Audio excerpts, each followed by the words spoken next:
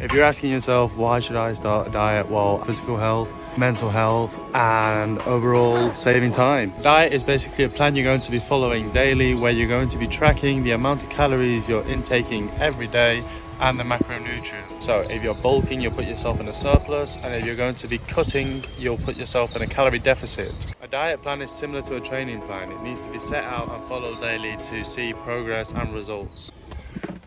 So what are calories and macros? Calories are the unit of energy that we need to look out for our overall intake of the day. When it comes to macros or macronutrients, we have carbs, fats and proteins.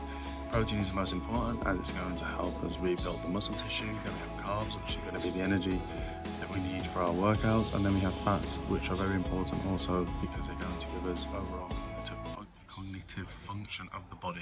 For macro splits, I recommend you do 40 to 50% protein, and then you can experiment with carbs and fats, doing maybe a 30-20 or a 40 and 10%. I recommend you go a bit higher carb, that way you have a bit more energy for your workouts and you're keeping the fat a bit lower.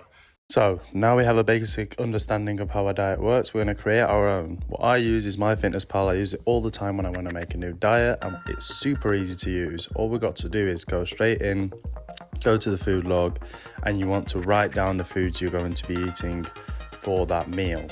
You can either scan the barcode or write it down manually, and then you just press the plus button to add it. You can have breakfast, lunch and dinner, and you can even add your water intake. So once you've added all the foods, what you can also look at to see the sizes is you can click onto the food and you can choose between serving size and number of servings, and depending on what you choose, you're going to get an amount of calories, carbs, fats and proteins.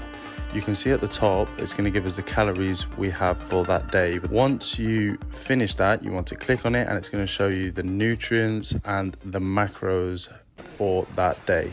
So now we have our diet plan. It's time to head to the shop to get the ingredients. As you can see in the background, I'm getting the ingredients for my meal plan. You can get yours, but these are some good examples of the foods you can get that are going to be very good for you. When it comes to the fruit, I want you to keep it in moderation because it's very good, but don't overdo it. When it comes to carbs, we have pasta, rice and oats, and we've obviously got to get that caffeine to keep us going through the day. This is exactly what I want you to stay away from. Stay away from sugar. It's very bad for you. It's not going to help you. This is also a product that I don't recommend you have, as it's very badly advertised and it's full of rubbish. If you're still not satisfied with fruit, this is a good sweetener and they're very healthy.